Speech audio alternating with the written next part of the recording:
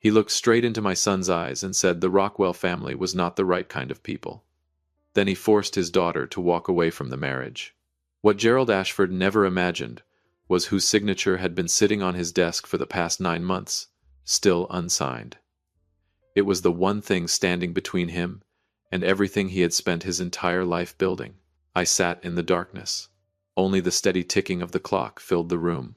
Rain tapped against the old metal roof like the quiet knocking of time itself. The warmth of a porcelain teacup spread gently through my calloused hands. But my mind was somewhere else.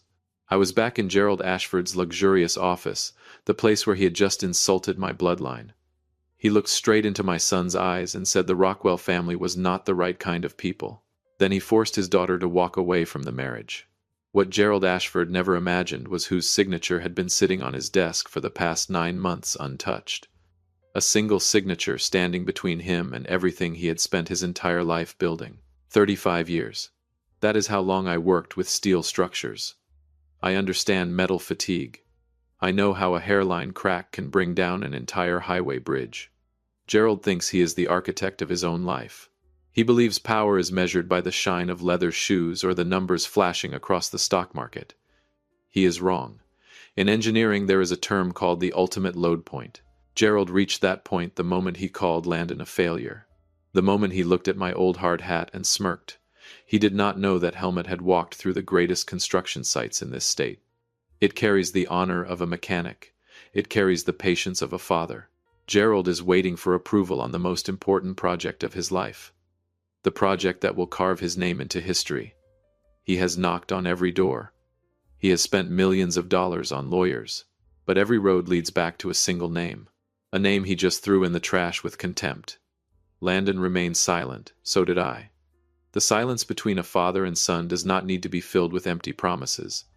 I set the teacup down on the table. Porcelain touched wood with a dry, hollow sound. That was not the beginning of a plan. It was the beginning of certainty. Everything follows its own laws. When pressure becomes great enough, structures collapse on their own. Gerald Ashford is about to learn the most important lesson of his life. Never underestimate a man who has nothing left to lose except his honor. And never forget to check who holds the final pen. I stood up. The rough texture of engineering blueprints beneath my fingertips felt familiar. A storm was rolling in from the west. I could smell the damp earth and the cold wind in the air. Everything was ready. This battle would not require guns.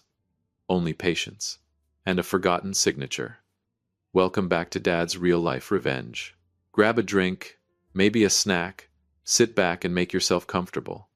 Remember, the people in these stories always had every chance to do the right thing. They simply chose not to. Leave a comment below. And do not forget to subscribe, so we can continue following these stories together. The neighbors in Asheville call me the old mechanic. They see me every morning wearing the same faded blue work jacket. They see me bent over inside a small wood shop that smells of sawdust and machine oil. I like that feeling. Remaining unnoticed is a kind of power that arrogant men like Gerald will never understand. I reach out and touch the old hard hat hanging on the rack. The yellow paint has peeled away in patches. The scratch across the top came from a scaffold collapse back in 1998. It is not just a piece of plastic. It is the crown of men who work with calloused hands. I take a deep breath. The scent of fresh pine mixed with the damp mountain fog of the Blue Ridge fills my lungs. My mind always reminds me of one thing. A bridge stands strong, not because it is rigid. It stands because it knows how to expand with the heat. Gerald looks at me like I am outdated. But he forgets that old systems are often the most resilient ones. That afternoon, Landon brought little Theo over. The sound of his old car engine echoed from the top of the hill. Landon stepped out with his shoulders slumped. The spark of a young architect was gone from his eyes. He looked at me. A long silence followed. I did not ask questions. Instead, I handed him a wrench still stained with engine oil. Together we fixed Theo's small bicycle. The quiet clinking of metal echoed through the still air. I watched the way Landon tightened each bolt. His hands trembled slightly. The trembling of a man who had just had his dignity stripped away. Gerald did that. He did not simply fire an employee. He was trying to break the backbone of a family. I looked at Theo running happily around a pile of old parts. The boy was wearing my oversized hard hat. He burst into laughter when he saw the wheel spinning. My chest tightened. Gerald despises the Rockwell bloodline because we do not wear expensive suits. He measures a man's worth by the brand of the watch on his wrist. Gerald views the world from behind the reinforced glass of a 40th floor office tower. He looks down at people like tiny chess pieces. I look toward the western sky. Dark clouds are rolling in, the sign of a tropical pressure system building. In engineering, we call that the accumulation of energy before release. Gerald Ashford is living inside the false safety of numbers. He does not realize that the foundation beneath him rests on a structural fault line, and that fault line has a name: mine. I wipe the grease from my hands with an old rag. Landon looks at me as if he wants to say something. I place my hand on his shoulder. Rough, steady contact. He does not need to speak. I have already heard the sound of something collapsing from Gerald's office. This battle has only reached the stage where the scene is being set, and I am the one holding the blueprint of the entire structure. The sky over Asheville turned a dull shade of leaden gray. I stood by the window of the woodshop. The coming rain carried a heavy smell of damp earth and cold air. Landon's phone rang from the jacket hanging on the wall. It screamed for a long moment before falling silent. Landon was sitting on the wooden ledge out back. His eyes were fixed on nothing. It was the look of a man who had just watched the world he built collapse. I walked over. My footsteps thudded heavily against the wooden floor. Landon did not look up. He rubbed his face with one hand, a gesture of absolute exhaustion. His voice came out hoarse. "Dad." Gerald pulled every project. He called me into his office. He did not sit down. He stood by the glass window and looked out over the city. He said Rockwell Technical was not worthy of standing next to the name Ashford. Gerald had done more than fire my son. He used his power to stain Landon's reputation. Doors across the architectural industry in this state were beginning to close. I could feel Landon's pain spreading through the room.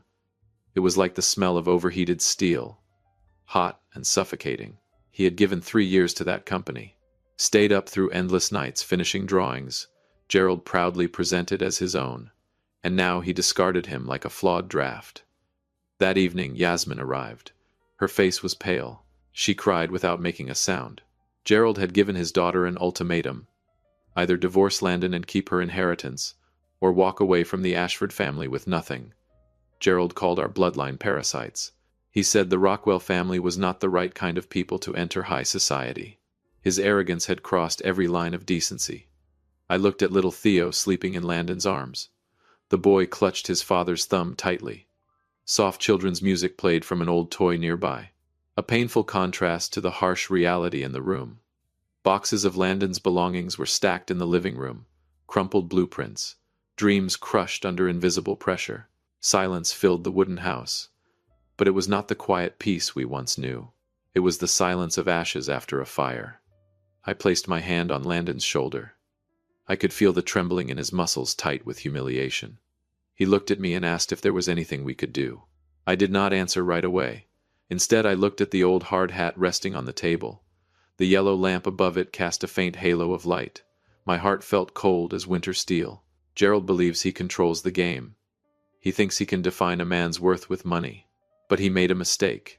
He underestimated the patience of an engineer. This was not the beginning of a plan.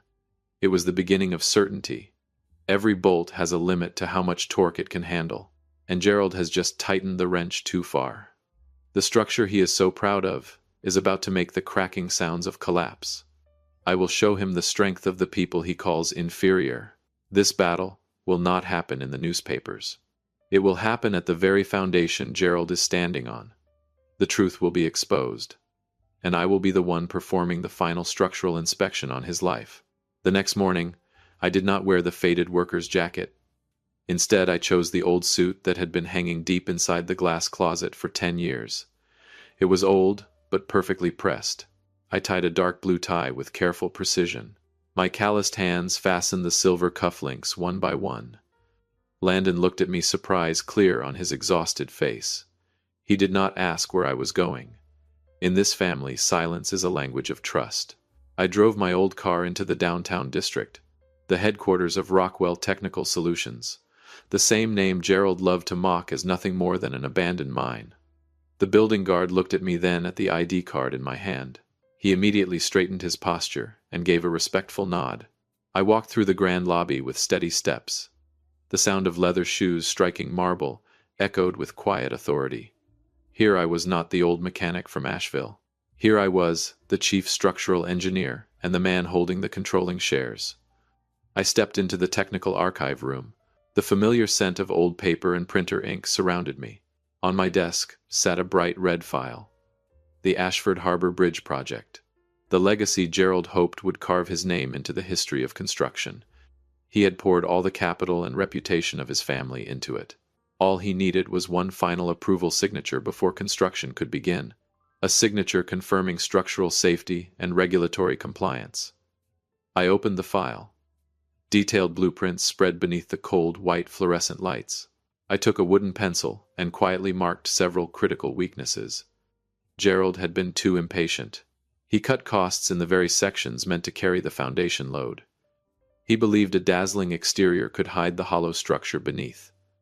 I smiled, though there was bitterness in it. Gerald spent his entire life building walls that separated people. Yet he forgot how to build a strong foundation for himself. Gerald had been waiting for my signature for 9 months.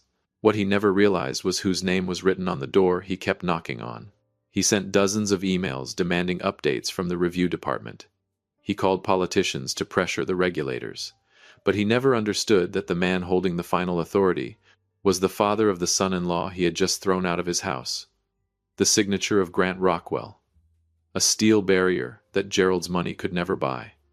I picked up the fountain pen, but I did not sign. Instead, I pulled out a yellow note. I wrote a short message in firm handwriting. Request a full review of the load-bearing system and extend the evaluation period by 45 days to ensure complete structural safety. This single delay would shake the confidence of Gerald's investors. Every day of delay would cost him millions of dollars, and more importantly, it would cause the first cracks to appear inside his empire. I looked out the office window. Sunlight filtered through the hazy glass. I thought about Landon and little Theo back in the small wooden house. I thought about the honor of the Rockwell family that Gerald had trampled. True punishment is not destruction. True punishment is forcing an arrogant man to wait for salvation from the very person he despises. The silent war had begun to move, and I would not stop until every bolt holding Gerald's empire together fell out of place. The truth was moving closer than ever. It did not need a grand announcement. It only needed the patience of a mechanic. Gerald Ashford walked into the conference room like a wounded victor. His face was flushed with anger. The 45-day delay had burned away the patience of his shareholders. He slammed the file onto the expensive oak table. The sound echoed through the elegant room like a gunshot. Gerald shouted, demanding to meet the head of the technical review board. He had no idea he was stepping into an emotional trap that had already been set. The heavy wooden door opened. Landon walked in first. He was wearing the suit I had prepared for him. His posture was now straight and firm like a steel column. There was no trace of the exhausted man who had been fired. No more avoiding eyes. No more hesitation. He walked to the seat directly across from Gerald. On Landon's chest was a new identification badge. Director of Project Relations, Rockwell Technical Solutions. Gerald froze. His breathing grew shallow and uneven. Shock filled the eyes of a man who had spent his life looking down on others. He stammered, asking why Landon was here. Why someone he had called unfit was now standing inside this room of power. I stepped in right behind him. I said nothing. Instead, I placed my old hard hat on the marble table. The contrast between the worn plastic and the polished luxury of the boardroom was almost cruel. Gerald looked at the helmet. Then he looked at me. His gaze slowly shifted to the photograph hanging on the wall behind me. It showed Landon at 10 years old, wearing that same oversized hard hat. The boy was smiling beside one of my unfinished construction projects. In that moment, Gerald understood something bitter. Every attempt he made to destroy Landon had been meaningless compared to the legacy we had built. He had tried to break a branch without realizing how deep the roots ran. Yasmin stood quietly in the corner of the room. She looked at her father with deep sorrow. She explained to Gerald the fear that had always controlled him. The fear of losing control. The way he used money to hide the emptiness inside his own heart. Gerald looked down at his hands. His fingers trembled. The arrogance he had carried for decades finally fractured like a fatigued structure. He looked at Landon for a long moment. Then he took a deep breath and lowered his head. "I was wrong about your family," Gerald finally said. "If you have ever remained silent in a difficult moment, not because you were afraid, but because you understood something the other person had not yet realized, I would truly like to hear about it. Leave your thoughts in the comments, if you are willing to share." Silence filled the conference room. But this time it was a different kind of silence. The silence of understanding. The silence of a transfer of power that required no weapons. Gerald realized that the value of a family is not measured in numbers. It is measured by how firmly they stand after every storm. And the Rockwell family had stood firm. The truth finally revealed itself. It needed no grand introduction from me or from Landon. It simply stood there, solid and undeniable, like a highway bridge. I stood on the balcony of Rockwell Technical. The wind from the valley carried the cool breath of pine forests. Beside me stood Landon. He was no longer staring at the ground with quiet despair. His eyes were fixed on the horizon where new structures were beginning to rise in the early sunlight. I could see calmness in his eyes, the calm of a man who had walked through darkness and found his own light. Gerald Ashford left after that meeting. He was not completely destroyed, but his empire now had a different face. A face built on transparency and respect. Gerald finally understood that a legacy project is not measured by the height of buildings. It is measured by the safety of the people who walk inside them, and by the honor of the men who laid the first bricks. I picked up the old hard hat from the table. Then I handed it to Landon. That worn helmet now looked powerful. It was the symbol of a transfer. I did not build a company to accumulate money. I built a bridge so my family could stand firm. A bridge forged from patience and truth. Landon ran his hand over the scratches on the helmet. He smiled quietly. 35 years of silence was never the absence of words. It was the understanding that when the final moment comes, the truth will not need an introduction. I stayed silent to observe. I stayed silent to protect. And I stayed silent to wait for the moment when words would carry the weight of 1,000 tons of steel. I looked down into the courtyard below. Yasmin was walking with little Theo. The boy ran around happily. He had no idea about the quiet battle that had just ended. All he knew was that his father had come home smiling, and that his grandfather was the greatest mechanic in the world. Sometimes happiness is simply the stability of a structure. When the foundation of love is strong, every storm becomes meaningless. I took a deep breath. Peace spread through every muscle. The work of a father and of an engineer was complete. The blueprints had been signed. The cracks had been repaired. Life is like a great construction project. We cannot avoid the pressures that cause fatigue, but we can choose the material we use to face them. If you followed this story all the way to the end, please do us a quick favor: subscribe. Many people watch without doing it, but it costs you nothing and means a great deal to us. Landon and I walked back inside. Our footsteps echoed across the stone floor, not the footsteps of conquerors, but the steady rhythm of a legacy beginning its next chapter. The sun had risen high. Everything was clear and transparent beneath the light of justice. The Rockwell family would continue to build, not walls that divide people, but bridges that connect honor and the human spirit. I sat in my office at Rockwell Technical Solutions. This room did not have floor-to-ceiling glass like Gerald's office. Instead, it was surrounded by shelves filled with thick engineering manuals and steel bridge models. The smell of aged paper and printer ink filled the air, creating an atmosphere dense with focus. On my computer screen were the technical specifications of the Ashford Harbor Bridge project. This was the ace Gerald was using to gamble his entire fortune. I took a sip of hot ginger tea.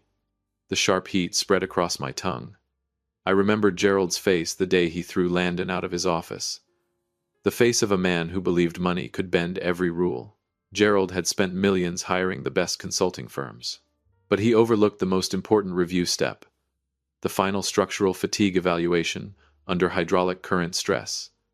And the authority to approve that review belonged to me. Gerald had been waiting for my signature for 9 months. He never knew whose name was written on the door he kept knocking on. Every day his secretary called my office with urgency in her voice. They offered promises of massive charitable donations. They hinted at powerful political connections. I simply listened and smiled quietly. I did not need Gerald's money. What I needed was for him to understand the feeling of having your future taken away. I began drafting the technical response notice. Instead of signing the approval, I listed 12 critical concerns about the stability of the foundation. I requested a 45-day on-site structural review. In construction, 45 days can be fatal. Long enough for banks to tighten their loans, long enough for competitors to tear into the market, and long enough for Gerald to watch the sandcastle he built begin to crumble. I typed slowly and precisely. Every sentence carried the weight of a verdict. This was not blind revenge. It was a technical inspection of Gerald's character. If he was honest, he would accept the review. If he was dishonest, he would try to bypass the system. And I knew Gerald would choose the second option. That would be the moment the trap fully closed. I thought about Landon back home taking care of little Theo. I could almost picture him repairing the wooden fence in the yard. Those hands deserved to hold blueprints far greater than that. I would reclaim the justice Landon deserved. Not through noise, but through the quiet authority of knowledge. Gerald had underestimated an old mechanic from Asheville. Now he would learn to bow before a chief structural engineer. I pressed the send button. The light from the computer screen reflected in my eyes. The storm I had predicted was now officially arriving at Gerald's office. I stood and looked out the window. Far away, the lights of the city began to glow. Everything appeared calm on the surface. But beneath it, a powerful tremor had begun. This silent battle was not for the impatient. It was for those who know how to wait until metal reaches its fatigue limit. And that moment had arrived. Gerald Ashford did not walk into the conference room. He burst in. The heavy oak doors slammed against the wall with a sharp crack. Gerald held my 45-day delay notice in his hand. The paper was crumpled inside his trembling fist. His face was red like a furnace about to explode. He shouted, demanding to meet the man who dared question his competence. Gerald scanned the room like a trapped animal, but the only person he saw was Landon sitting calmly at the table. Unshaken, Landon did not stand. There was no longer the awkward posture of a rejected son-in-law. He wore a perfectly tailored charcoal gray suit. His hands were calmly folded on the marble table. Gerald stopped mid-step. The shouting died in his throat.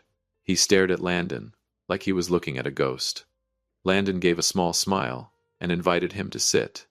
His voice now carried the steady confidence of tempered steel. Gerald remained standing, stammering about some mistake in the system. That was when I stepped out from behind the large curtain of the executive office. I did not need a flashy suit to prove my position. All I carried was my old hard hat. I placed it at the center of the meeting table, right beside Gerald's precious project file. Silence filled the room. It was so thick you could almost hear Gerald's heart pounding. Gerald looked at me. Then he looked at the name on the badge pinned to my chest.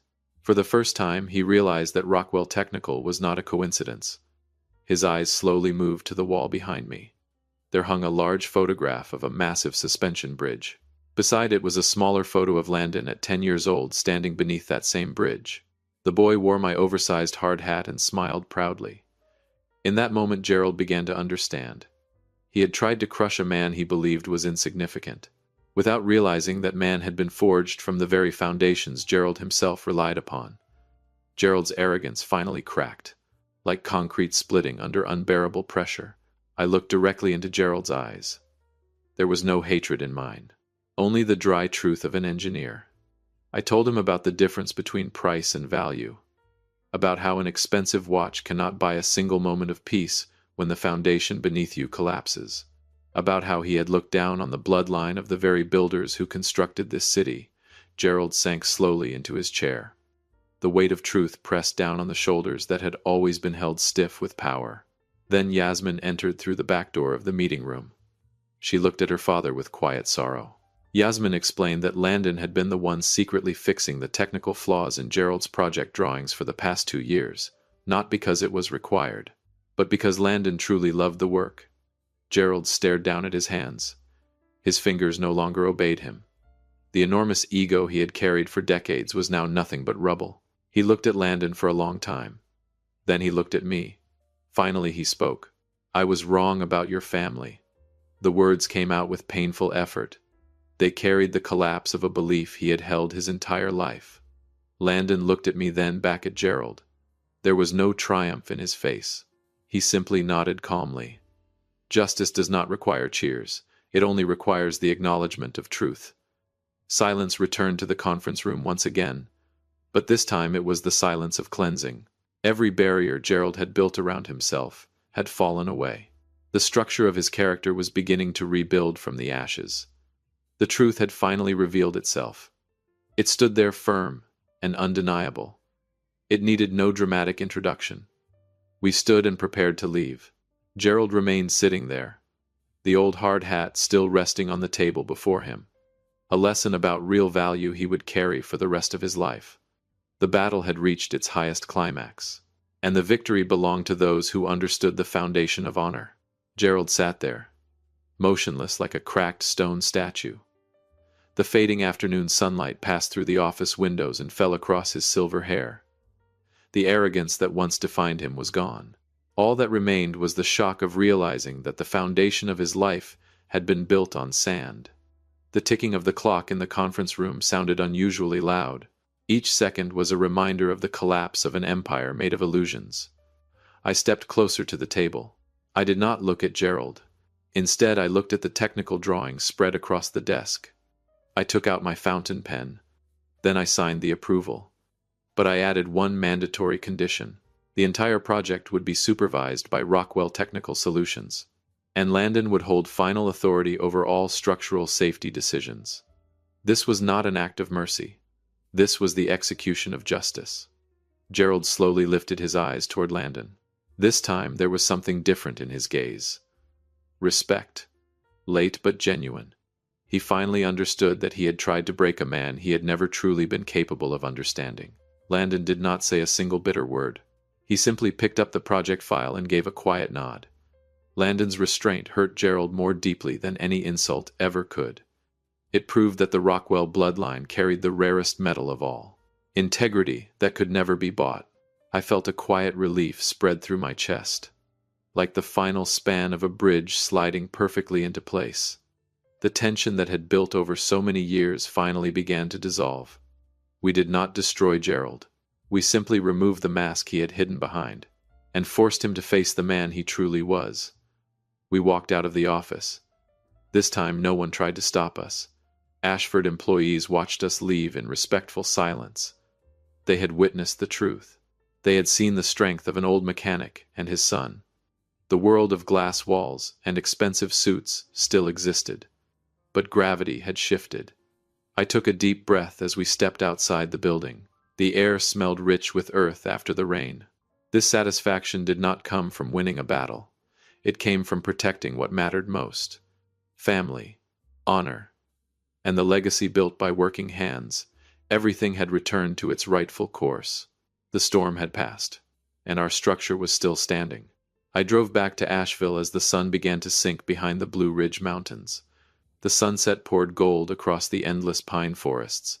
The small wooden house appeared at the end of the hill. Smoke rose softly from the chimney, forming a quiet ribbon in the evening air. I saw Landon sitting on the porch with little Theo. The unfinished engineering models were still spread across the table, but the heavy atmosphere of the past few days had completely disappeared. In its place was a silence full of life. I parked the car and stepped out. My shoes crunched sharply against the gravel. Theo ran toward me and wrapped his arms around my legs. The boy was still wearing my old hard hat. It was so large it nearly covered his round little face. I lifted Theo into my arms and looked over at Landon. He nodded to me, a nod filled with quiet understanding. We did not need to talk about what happened in Gerald's office, because we both knew something important had changed. The structure of this family had been reinforced, stronger than ever.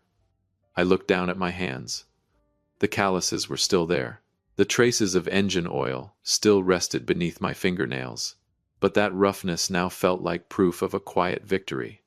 I have built many bridges in my life, but the invisible bridge between self-respect and truth may be the greatest structure I have ever created. Gerald Ashford can keep his glass towers. We kept something far more valuable: the honor of the Rockwell family. 35 years of silence was never the absence of words. It was the understanding that when the final moment arrives, truth will not need an introduction. We walked inside the house as the first stars began to appear. Dinner smelled of potato soup and toasted bread. Life can bring pressures that slowly wear down the soul. But when your foundation is strong, you will never collapse. If you found meaning in this story, and want more stories like it to continue, it would truly help if you press the like button and subscribe. 97% of people never do, but it is what keeps this entire channel alive. I placed the old hard hat on the wooden rack beside the front door. It will stay there as a reminder. True power is not in a signature or in numbers. It lives in the patience of a father. And the truth is never forgotten. Peace finally returned to Asheville. And the story of the mechanic's revenge will be told as a lesson about character. Tonight I will sleep well, because I know every bolt in the structure of my life is finally in the right place.